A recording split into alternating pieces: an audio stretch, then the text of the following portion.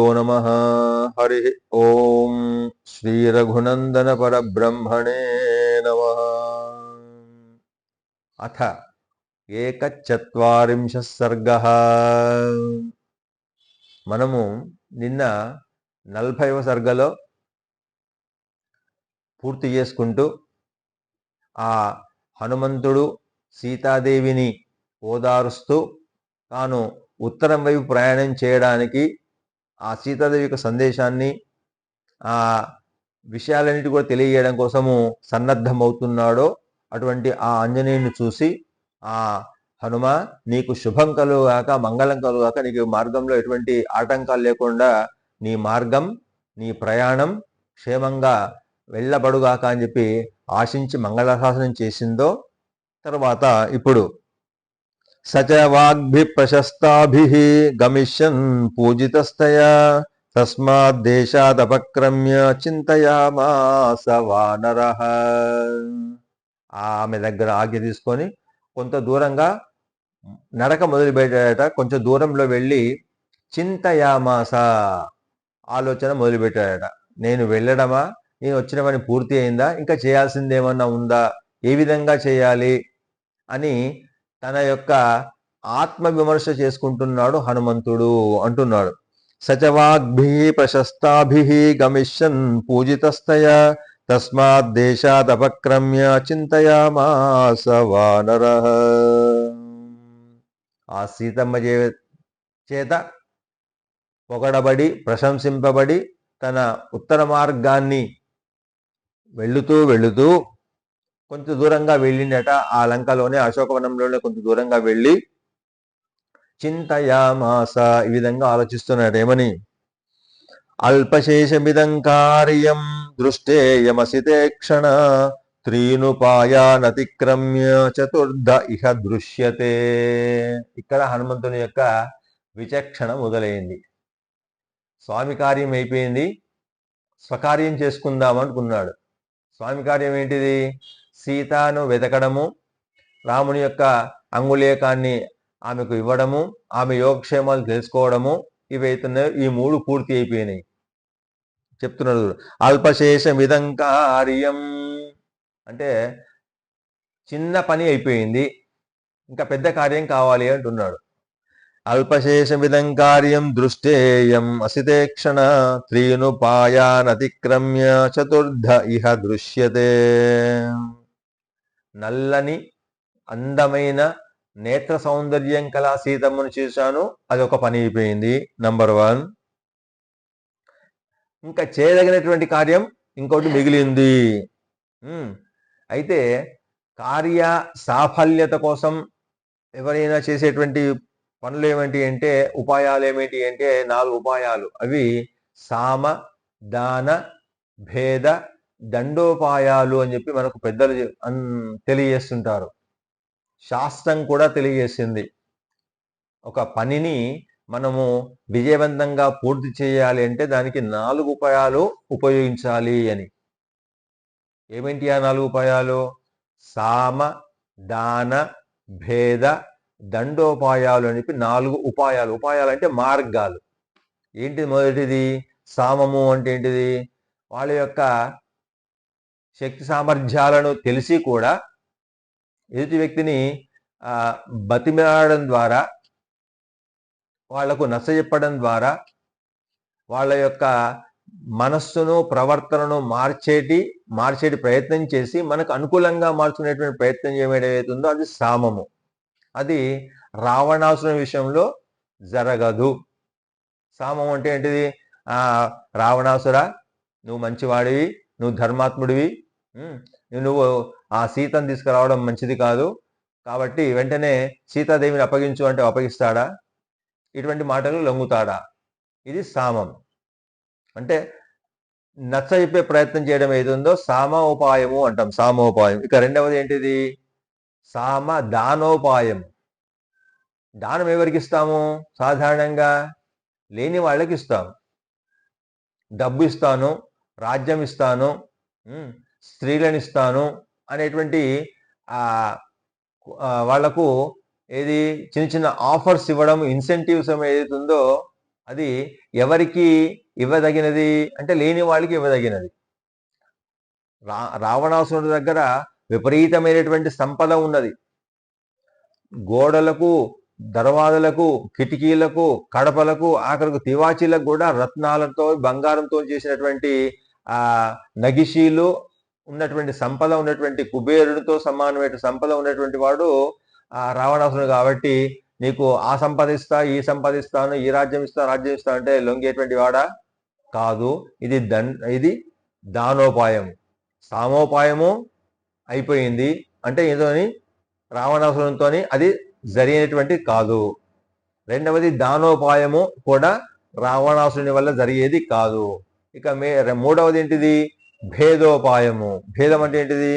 రాముని శక్తి సామర్థ్యాలను తెలియడము, బెదిరించడము, భయపెట్టడము లాంటి కార్యక్రమాలు చేస్తే లొంగుతాడా, కార్యం పూర్తి అవుతుందా అనేటువంటి ఆలోచన.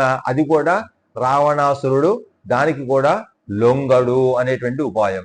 అంటే రావణాసురుడికి తన ఆత్మ బలం పట్ల, తన సైన్యం యొక్క బలం పట్ల విపరీతమైనటువంటి విశ్వాసం కలవాడు కాబట్టి ఈ భేదోపాయానికి కూడా వాడు లొంగడు. ఇక మిగిలింది ఏంటిది? నాలుగవ ఉపాయమే ఇక మనకు శరణ్యము అంటే దండోపాయమే. దండం దశగుణం భవేత్ అన్నట్టుగా, అంటే ఈ విషయానికి వర్తించదు కానీ సామెతగా చెప్తున్నాను.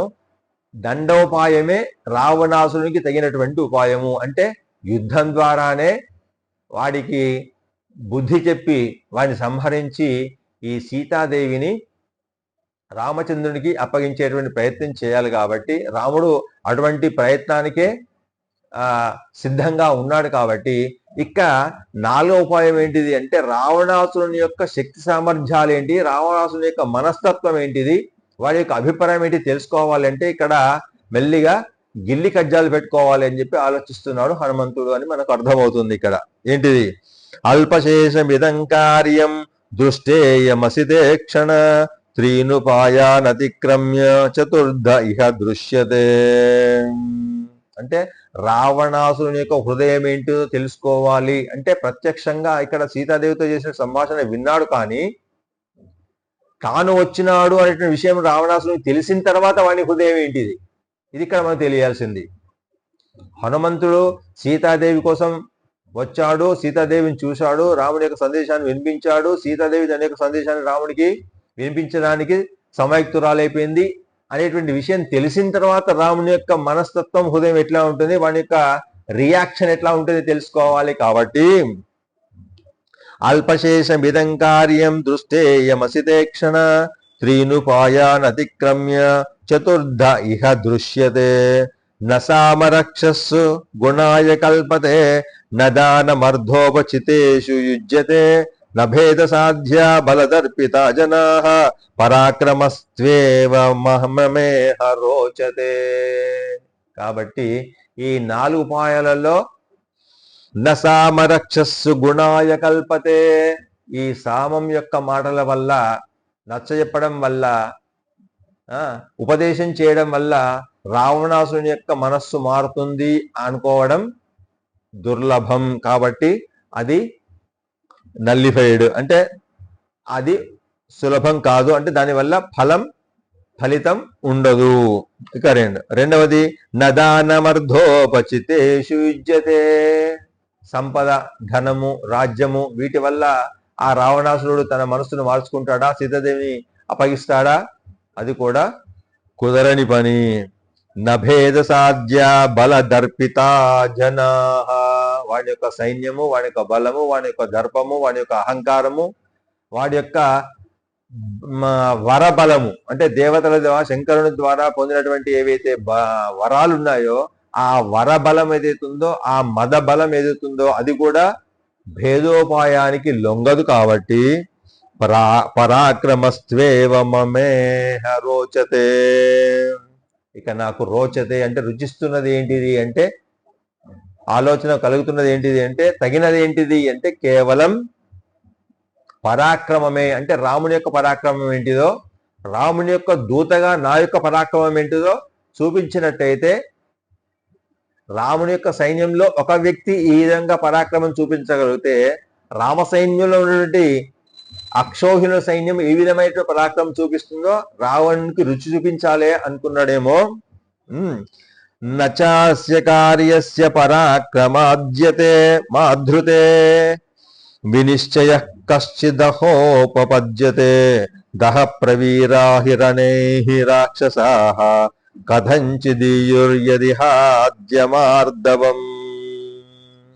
కాబట్టి యుద్ధమునందు ఇక్కడ కొంతమంది వీరులను చంపితేనే నా యొక్క బలం ఏంటిదో ఆ రావణాసునికి తెలియబడుతుంది. కాబట్టి ఏదో విధంగా ఇక్కడ యుద్ధం వచ్చేటట్టుగా చేయాలి. ఆ యుద్ధంలో కూడా కొంతమంది రాక్షసులను సంహరించాలి. నా యొక్క బలపరాక్రమం ఏంటిదో రాముని యొక్క బలపరాక్రమం ఏంటిదో రావణాసునికి తెలియజేయాలి అనేటువంటి ఆలోచనకు వచ్చినట హనుమంతుడు. ఇది స్వకార్యం. స్వామి కార్యం అయిపోయింది, ఇక్కడ స్వకార్యం కోసం ప్రయత్నం చేస్తున్నాడు హనుమంతుడు. కార్యే కర్మణి నిర్దిష్టే యో బహూన్యపి సాధయేత్ పూర్వకార్యా విరోధేన సకార్యం కర్తుమర్హసి. సకార్యం కర్తుం అర్హసి. అటువంటి కార్యాన్ని నేను చేయడానికి తగి ఉన్నవాడిని. ఎటువంటి కార్యాన్ని? నిర్దేశింపబడినటువంటి పని ఏది ఉందో చక్కగా పూర్తి చేసినాను. దానిని చేస్తూనే పూర్వకార్యానికి విరోధం కాకుండా ఉత్తర కార్యానికి బలం చేకూర్చే విధంగా. అంటే పూర్వకార్యం ఏంటిది? రాముని యొక్క సందేశాన్ని సీతకు అందజేయడం పూర్వకార్యము, అది జరిగిపోయింది. దానికి లోటు రానియకుండా ఉత్తర కార్యం ఏంటిది? రామరావణ యుద్ధం. దానికి అనుగుణమైనటువంటి కార్యక్రమాన్ని ఇక్కడ నేను చేసే వెళ్ళాలి అనుకున్నాడు హనుమంతుడు. కార్యే కర్మని నిర్దిష్టే యో బహూన్యపి సాధయేత్ పూర్వకార్యా విరోధేన సకార్యం కర్తుమర్హతి. కాబట్టి అనేక కార్యాలు సాధించే సందర్భం లోపల అంటే చేసిన పని చెప్పిన పని చేసేవాడు సమర్థుడే. కానీ చెప్పిన పని చేయడమే కాకుండా దానికి ఉత్తర రంగాన్ని కూడా పూర్తి చేసి అవసరమైనటువంటి ఆ క్షేత్రాన్ని సమాయత్తం చేసేటువంటి వాడు పరమ సమర్థుడు అని తనను తాను అనుకుంటూ కార్యే కర్మని నిర్దిష్టే యో బహూన్యపి సాధయేత్. అంటే చెప్పిన పని చేసేటువంటి వాళ్ళు చాలా మంది ఉంటారు, కానీ అయితే పూర్వకార్య విరోధేన సకార్యం కర్తుమర్హసి. నహ్యేక సాధకో హేతు స్వల్పస్యాపీహ కర్మణః యో హ్యర్థం బహుదా వేద సమర్థోర్ధ సాధనే. అంటే చిన్న పని పెద్ద పని, స్వల్ప కార్యము బహుకార్యము అన్నట్టుగా నహ్యేక సాధకో హేతు స్వల్పస్యాపీహ కర్మణః యో హ్యర్థం బహుధా వేద సమర్థోర్ధ సాధనే. అయితే సాధకమే ఏది? స్వల్ప కార్యాన్ని పూర్తి చేసుకోవడం కూడా ఒక సాధకుని యొక్క లక్షణమే అయినప్పటికీ ఎవరైతే అనేక విధంగా ఆ ఉపాయానికి తగినటువంటి ఇంకా బలాన్ని చేకూరుస్తాడో అతడు ఇంకా సమర్థుడు అని చెబుతూ ఇహైవ తావతత్కృత నిశ్చయో హ్యహం యది వ్రజేయం ప్లవగేశ్వరాలయం పరాత్మ సమ్మర్ధ విశేషతత్వవిత్ తతః కృతం స్యాన్ మమ భర్తృశాసనం. కాబట్టి నేను ఇప్పుడు ఇక్కడనే ఈ తారతమ్యాన్ని తెలుసుకోవాలి. తారతమ్యం ఏంటిది? రాముడెవరు, రాముని యొక్క శక్తి సామర్థ్యాలు ఏంటి, రావణుడెవరు, రావణుని యొక్క శక్తి సామర్థ్యాలు ఏంటి అనేటువంటి విషయాలు. ఇహైవ తావత్కృత నిశ్చయో హ్యహం యది వ్రజేయం ప్లవగేశ్వరాలయం పరాత్మ సమ్మర్ధ విశేష తత్వవిత్ తతః కృతం సాన్మమ భర్తృశాసనం. కాబట్టి ఆ రాముని యొక్క ఆజ్ఞ పూర్తి చేయాలి అంటే ఏమయ్యా, నువ్వు వెళ్ళినవు, వచ్చినావు, సీతాదేవికి అడ్రస్ తెలుసుకున్నావు, ఓకే, సరిపోయింది. మరి రావణాసురుడు ఎటువంటి వాడు, రావణుడి యొక్క సైన్యం ఎటువంటిది, రావణుడి యొక్క బలం ఏంటిది అనేటువంటి విషయాలు ఒకవేళ అడిగితే నేను తెల్లమొహం వేయాల్సి వస్తుంది కదా అని అనుకుంటూ ఇటువంటి ప్రశ్న రాముడు వేస్తాడేమో అని చెప్పి తాను వేస్తున్నట్టుగా తను ప్రశ్న వేసుకొని ఇహైవ తావత్ కృత నిశ్చయోహ్యహం యది వ్రజేయం ప్లవగేశ్వరాలయం పరాత్మ సమ్మర్ధ విశేషతత్వవిత్ తతః కృతం స్యాన్ మమ భర్తృ శాసనం అన్ని కథం ను కల్వద్య భవేత్ సుఖాగతం ప్రసహ్య యుద్ధం మమ రాక్షసై సహ. కాబట్టి నేను తప్పకుండా ఇప్పుడు రాక్షసులతోని గిల్లి కజ్జాలు పెట్టుకొని యుద్ధం చేయాల్సిందే. అంటే వాళ్ళను రెచ్చగొట్టి వాళ్ళ చేత యుద్ధం చేసి వాళ్ళను ఓడించి వాళ్ళను సంహరించి నా యొక్క శక్తి సామర్థ్యాలను ఆ రావణాసునికి తెలియజేయాలి, అది తప్పదు అనుకుంటున్నాడు. కథం ను ఖల్వద్య భవేత్ సుఖాగతం ప్రసహ్య యుద్ధం మమ రాక్షసై సహ అని. ఇంకా తథైవ ఖల్వాత్మ బలంచ సారవత్ సమానయేన్మాంచరణే దశాననః తతః సమాసాద్యరణే దశాననం సమంత్రివర్గం సబల ప్రయాయినం హృది స్థితం తస్య మతం బలంచ వై సుఖేన మత్వాహమితః పునర్వ్రజే. ఆ విధంగా అట్లా చేస్తేనే కదా, అంటే ఆ రావణాసురునికి తన యొక్క బలాన్ని తెలియాలి, యుద్ధం చేయాలి, ఆ యుద్ధం లోపల కొంతమంది రాక్షస సంహారం చేయాలి, ఆ రావణాసురునికి ప్రత్యక్షంగా నేను కనపడాలి, రావణాసురుని యొక్క హృదయం ఏంటిదో తెలుసుకోవాలి. అట్లు చేయడమే సమంజసం కదా. కాబట్టి ఆ యుద్ధమునందు రావణాసురుడు తన సైన్యాన్ని నన్ను కూడా సారము అట్లు విభజించినట్లు అంటున్నాడు ఇక్కడ. అంటే నా బలం ఏంటిదో, రాముని యొక్క బలం ఏంటిదో రావణాసురునికి ఖచ్చితంగా తెలియాలి. తర్వాత యుద్ధము లోపల మంత్రులతో సహా ఎవరైతే ఉన్నారో సేనా నాయకుల యొక్క సమూహం ఏదైతే ఉందో ఆ సమూహం అంతా కూడా ఈ రావణాసురుణ్ణి చేరి ఆ రావణాసురుని హృదయంలో ఉన్నటువంటి అభిప్రాయాన్ని, తర్వాత ఆ రావణాసుని యొక్క బలాన్ని నేను తప్పకుండా సుఖంగా తెలుసుకొని సుఖంగా నేను వెళ్తేనే ప్రయోజనకరం తప్ప వచ్చాను వెళ్ళాను తెలుసుకున్నాను అనేటువంటి కేవలం సామాన్యమైనటువంటి విషయంగా నేను తీసుకోకూడదు. తథైవ ఖల్వాత్మ బలంచ సారవః సమానయేన్వాంచరణే దశాననః తతః సమాసాద్యరణే దశాననం సమంత్రివర్గం సబలం ప్రజాయినం హృది స్థితం తస్య మతం బలంచ వై సుఖేన మత్వాహ మితః పునర్వ్రజే. కాబట్టి అప్పుడు నేను సుఖంగా పడిన వాడిని అవుతాను తప్ప ఈ విధంగా వచ్చాను వెళ్ళాను అనేటువంటి మార్గం లోపల వెళ్ళడం నాకంత సంతృప్తికరంగా అనిపించడం లేదు అనుకొని ఇదం అస్య నృశంసస్య నందనోపమముత్తమం వనం నేత్ర మనఃకాంతం నానాద్రుమలతాయుతం అనుకోవడమే కాదు, కార్యాచరణ మొదలుపెట్టిండు. మొత్తములో ఆ అశోకవనాన్ని ధ్వంసం చేయడం మొదలుపెట్టిండు. అంటే గిల్లి కజ్జాలు పెట్టుకోవడం ఏ విధంగా ఉందో ఇక్కడ హనుమంతుని చూసి మనం నేర్చుకోవచ్చు. అంటే ఇక్కడ గిల్లి కజ్జాలు పెట్టుకోవడం ఏంటిది అంటే ఎదుటి యొక్క బలాన్ని తన యొక్క బలాన్ని బేరీజు వేసుకోవడం కోసం చేసేటువంటి ఒక ప్రయత్నము అని. ఇదం అస్య నృశంసస్య నందనోపమముత్తమం వనం నేత్ర మనఃకాంతం నానాద్రుమలతాయుతం.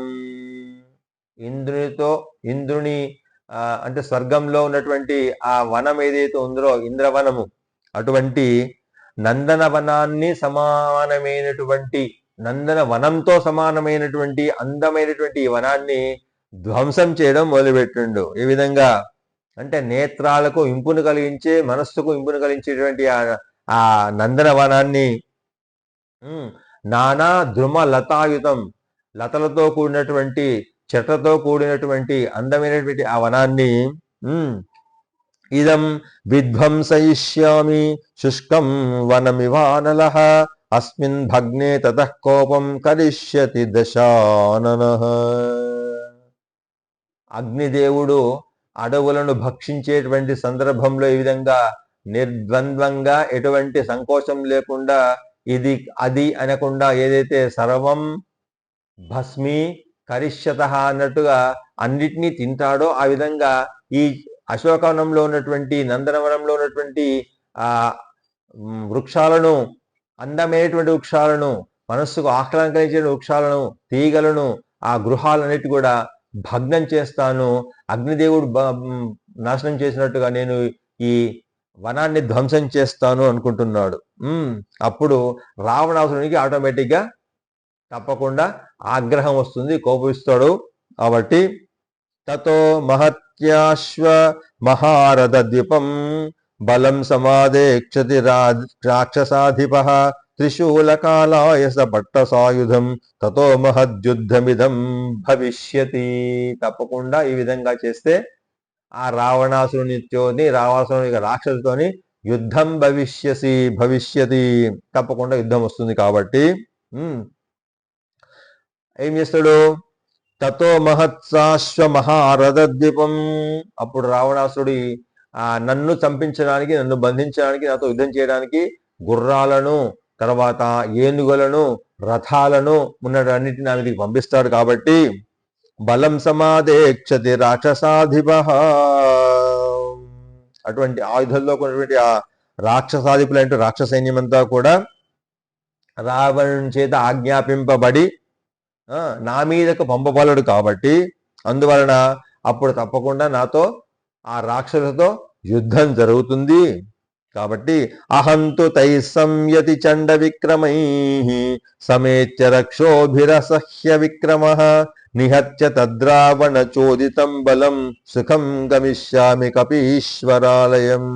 కాబట్టి అప్పుడు నా శక్తితోని, నా సామర్థ్యంతోని ఆ యుద్ధం లోపల ఆ రాక్షసులను నేను ఎదుర్కొని ఇతరులకు శక్యము కానటువంటి నా పరాక్రమం చేత ఆ రావణు చెప్పబడినటువంటి ఆ రాక్షస సైన్యాన్ని అంతా కూడా హతమార్చి సుఖంగా కిష్కిందకు వెళ్తాను అని అనుకొని తతో మారుతవక్తుద్ధో మారుతిర్భీమ విక్రమ ఊరు వేగేన మహత ధ్రుమాంక్షేప్తుమధారభత్. ప్రారంభించిండు. ఆ అశోకవనాన్ని ధ్వంసం చేయడం మొదలుపెట్టిండు. చెట్లను పీకడము, ఎగరడము, దుంకడము, తన పరాక్రమం చేత కోపాన్ని తెచ్చుకున్నటువంటి ఆ హనుమంతుడు తన కాళ్ల వేగంతోని, ఇంకా ముఖ్యంగా తొడల వేగంతోని ఏ విధంగా పెద్ద గాలి వస్తుందో ఆ విధంగా మారుతిర్భీమ విక్రమ అన్నట్టుగా ఆ ధ్వంసాన్ని చేయడం మొదలుపెట్టిండు అశోకవనాన్ని.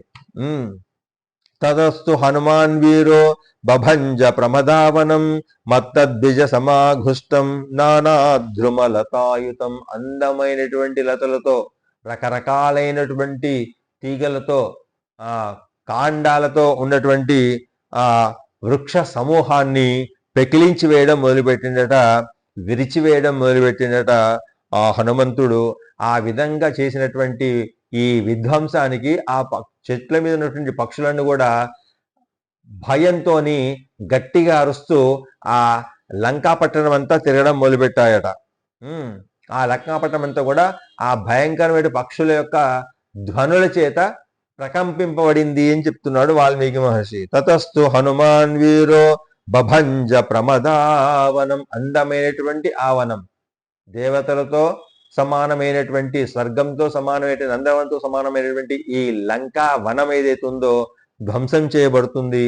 చేయడం ద్వారా ఆ వృక్షాల మీద నివసిస్తున్నటువంటి పక్షుల యొక్క భయంకరమైనటువంటి అరుపులు ఆ లంకా పట్టణంతా కూడా ఆవరించినవి అంటున్నాడు. తద్వనం అదితైర్వృక్షై భిన్నైశ్చ సలిలాశయై చూర్ణితై పర్వతాగ్రైశ్చ బభూవా ప్రియ దర్శనం. అప్పటి వరకు ఎంత అందంగా ఉన్నాయో ఆ వనాలు కానీ, ఆ శిఖరాలు కానీ, ఆ భవన అగ్రాలు కానీ ఎంత అందంగా ఉన్నాయో ఇప్పుడన్నీ కూడా కళా విహీనమైపోయినాయి.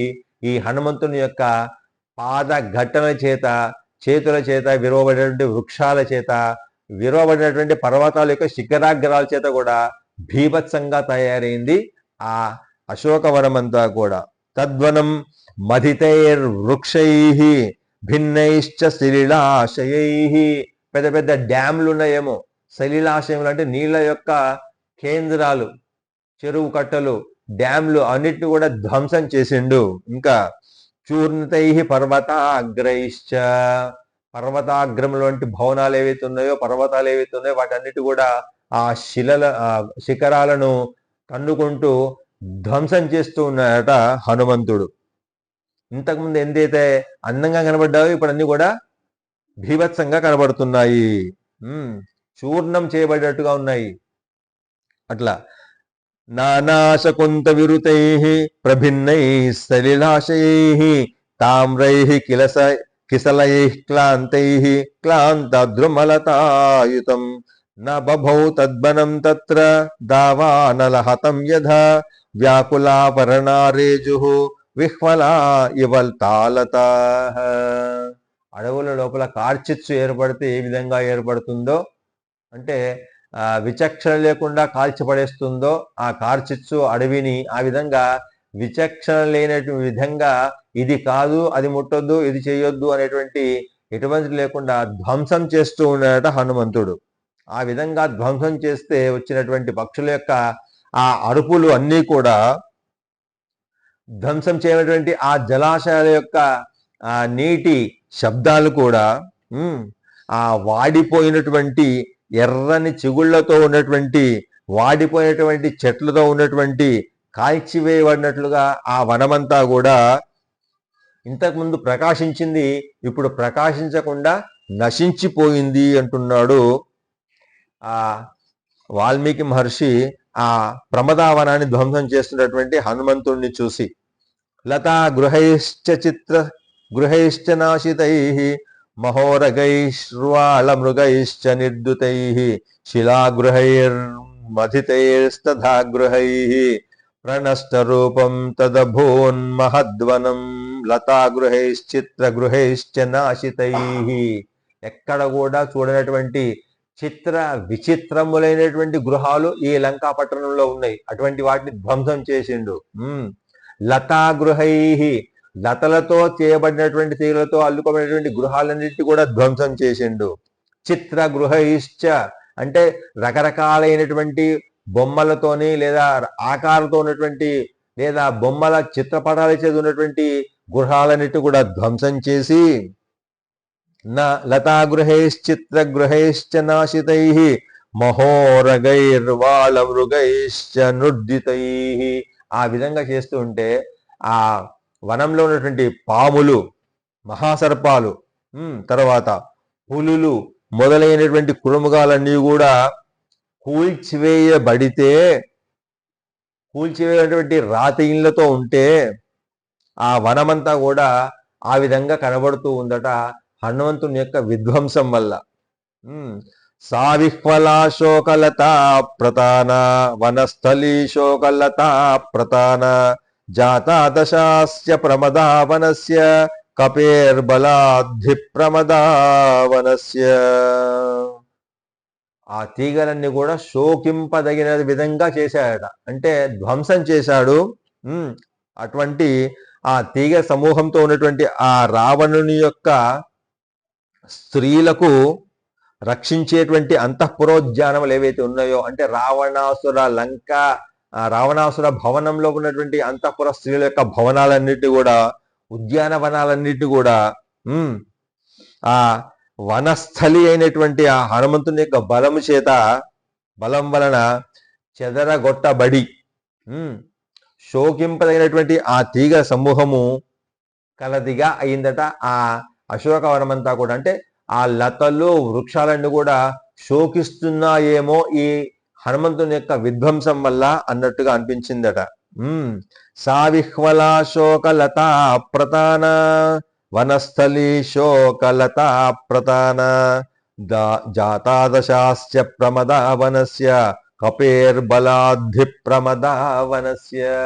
ఆ కపిరాజు యొక్క హనుమంతుని యొక్క బలం వల్ల ఈ ప్రమదావనంతా కూడా చీల్చి చెందాడబడింది, విధ్వంసం చేయబడింది అంటూ సతస్య కృతార్థ పరే మహాకపి మహద్వ్యళీకం మనసో మహాత్మనః యుత్సురేకో బహుభిర్మహాబలైః శ్రియోజ్వలంతోరణమాస్థితః కపిః ఇది శ్రీమద్ రామాయణే సుందరకాండే 41 సర్గః అని 41 సర్గం పూర్తి చేస్తున్నాడు వాల్మీకి మహర్షి. చూడండి, సతస్య కృతార్థపతేర్మహాకపిః మహాజ్వలీకం మనసో మహాత్మనః యూత్సురేకో బహుభిర్మహాబలైః శ్రియాజ్వలంతోరణమాస్థితః కపిః.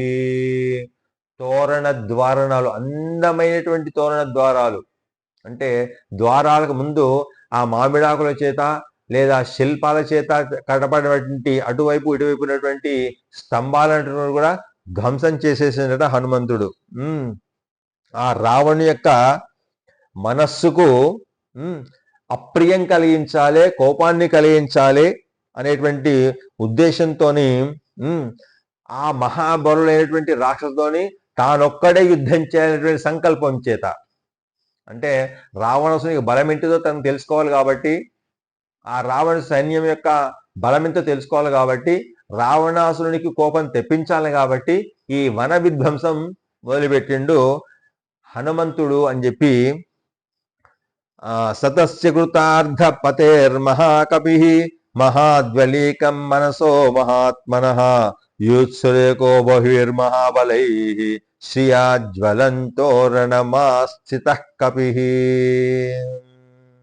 ఆ విధంగా ఆ వనాన్నంతా కూడా ధ్వంసం చేస్తూ చివరికి ఆ వనం యొక్క బయట భాగానికి, అంటే ఎక్కడైతే తోరణాలు ఉంటాయో ఆ శిలా తోరణాలు కానీ పూల తోరణాలు కానీ లతా తోరణాలు ఉంటాయో ఆ తోరణాల దగ్గర వచ్చి వాటిని కూడా ధ్వంసం చేసిందట.